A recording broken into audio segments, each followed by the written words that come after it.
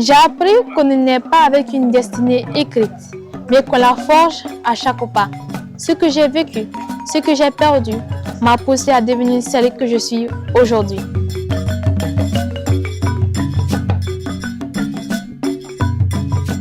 Bonsoir.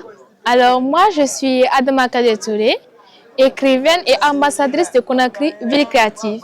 Je suis aussi lycéenne en 12e sciences maths. Et moi, j'ai écrit un ouvrage. Et cet ouvrage se nomme L'encre du destin. Alors l'encre du destin est né d'une envie d'imitation et de faire pareil que certains grands auteurs. Alors je me suis mis à la tâche et l'inspiration pour choisir l'encre du destin, c'était surtout la charité bien ordonnée commence par soi-même. Parle de l'écriture, de l'écrivain et du destin. L'histoire de l'encre du destin, un peu, c'est l'histoire d'une jeune fille qui se nomme Néné, qui va vouloir devenir écrivaine. Donc faire de l'écriture sa passion, son métier, ses rêves. Et elle va se battre pour cela. Malheureusement, ce ne sera pas aussi facile, mais par le destin, la motivation, le courage, elle va réussir.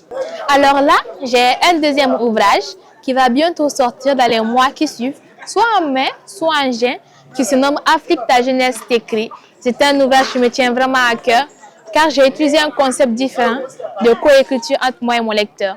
Et il y a plein d'autres choses qui arrivent, mais je garde ça pour moi.